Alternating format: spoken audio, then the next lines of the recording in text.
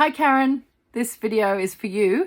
And I also had a question from someone on my form about how to move from counselling into psychotherapy and how to present that to clients. So I'm actually going to address that with this video on weekly therapy as well, because I feel that they kind of fit in with each other. I've just got my notes here because it was quite a detailed response. So I guess for me as a client, I always felt that having that weekly spot was the still point in my week. And I know now that that is the therapist and the holding environment is the co-regulator for everything that was going on in my world, which was utter chaos. And so that's when we provide that weekly spot, that's what you're doing for the client. You're providing that you're the external unifying center, the space, the room, the same day, the same time, the same space. It's the regulator for the client. Okay, so I see a lot of therapists put in groups that it's mean, or it's rude, or it's money making, all these negative things about making clients come weekly. I only take clients weekly still, and to be honest, when I trained, there was really no other way. That's just how we were taught in a psychotherapy training, that therapy is weekly. I went weekly, all my colleagues went weekly. There was just no other way. There was none of this ad hoc booking system or come when you feel bad. To me, that has stemmed from the medical model and from insurance and from Medicare, because with Medicare, they used to get between 6 and 18 sessions a year. So people would spread them out over the year and then come back the following year and have another lot of sessions the following year. So to me, that ad hoc business is very medical model. Yes, most people that I see, regardless of what brings them to therapy, so they think one thing's bringing them, I think they're really here for something else a lot of the time, have attachment injuries. And so I see a lot of therapists, especially new therapists, actually, and older therapists, who are re-injuring and replaying attachment injuries in their booking systems.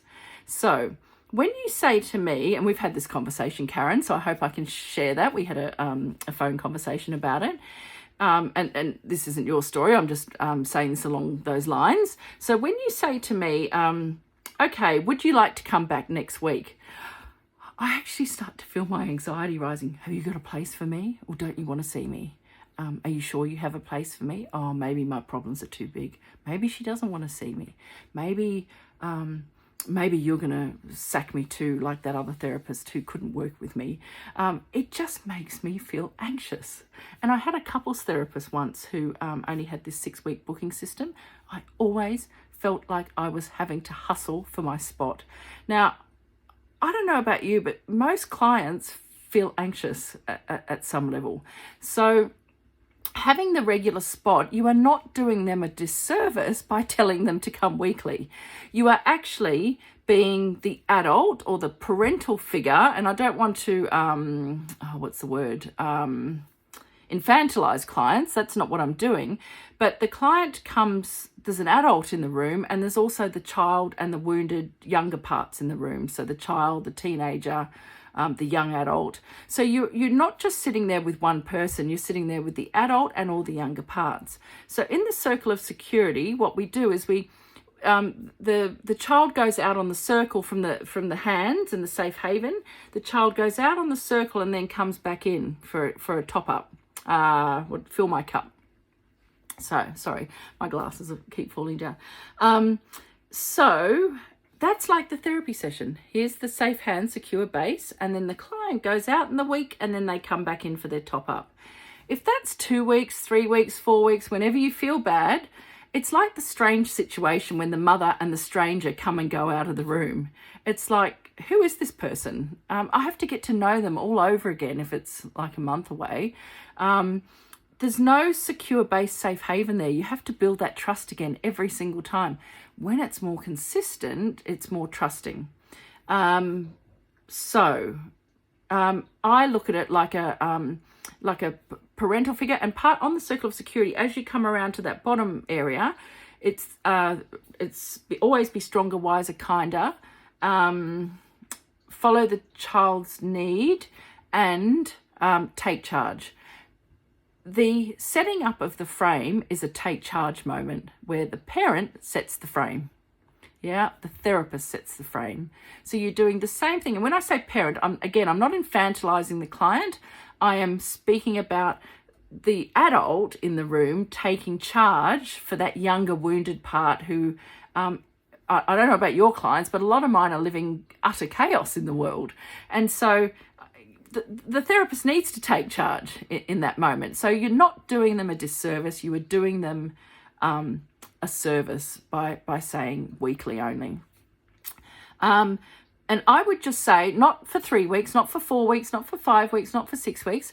Initially for 6 weeks, let's do 6 sessions, and then we'll have a review, and we will open up to weekly therapy, and then we go from there.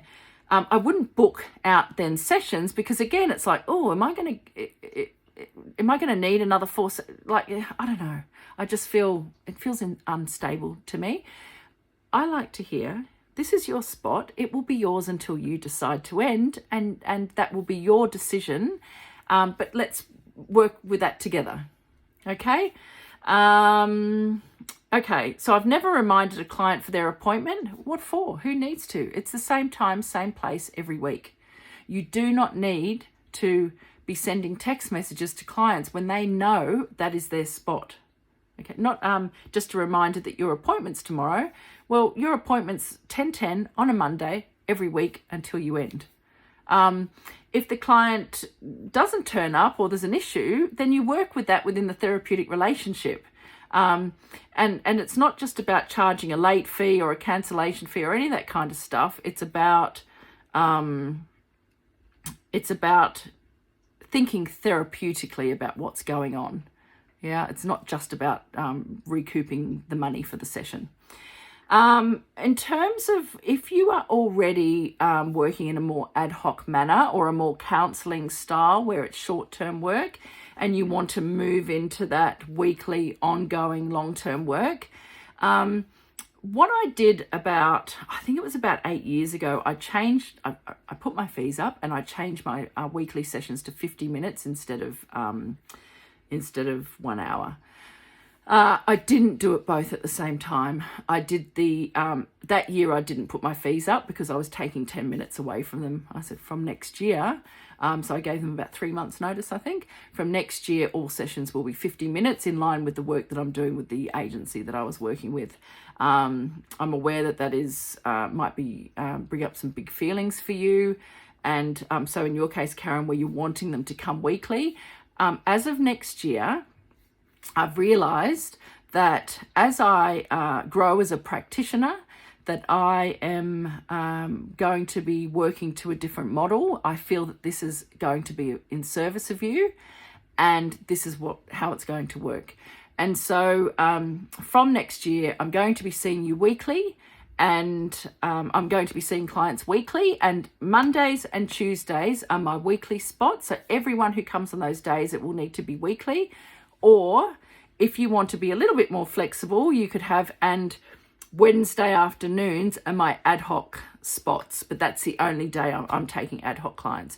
So you're giving the client a choice to come weekly or to have one of your ad hoc spots, not whenever they feel like coming. But I would give enough notice for that. I personally always give 3 to 6 months notice for a big change.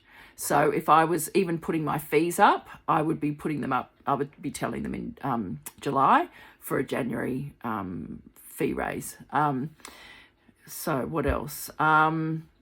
Yeah, and I think in terms of how you present all that, this is all something that you will be starting to present on your website in terms of in the How I Work section. Is really modeling a seriousness there around how therapy works. Therapy always works better if it's consistent. And then in your first session, if you go back to that other video I did for Karen, in that first session, you will be talking about the importance of weekly therapy and all that kind of stuff. And yeah, I think the way that all of that's worded on the website is obviously going to speak to a different type of client than come for 6 sessions and have some CBT and then all will be well. I mean, you're going to be speaking in a very different way. If you do go to weekly in a more psychotherapeutic model, you want to make sure that you can work with that. So clients who come weekly tend to build a dependency on the therapy for a period of time. You don't need to freak out about that. All clients become emotionally dependent. Anyone who says they don't, they're working, I think, from probably their own attachment injuries. So, and in fact, you actually want to encourage some level of dependency, because these people, especially people who come for psychotherapy, they have never been able to depend on someone. So that weekly therapy session is going to actually cause them to become more dependent on you. And that's okay. You don't need to freak out about that. But you do need to know how to work with the transference around that. So you're working with, when they come, they might say, I feel like pushing you away because I started thinking about you during the week. So you would open that up in the therapy. What's it like to think about me? What were you thinking about? And what did you imagine I would have said to that? So you're using it then as part of the mothering and I mean that as a verb, I don't mean that as you're becoming their mother, but the mothering energy towards them. And then gradually, so they'll become dependent for a period of time, but then they'll gradually become independent as the work progresses, and more of that fathering energy comes in as you boot them off out into the world.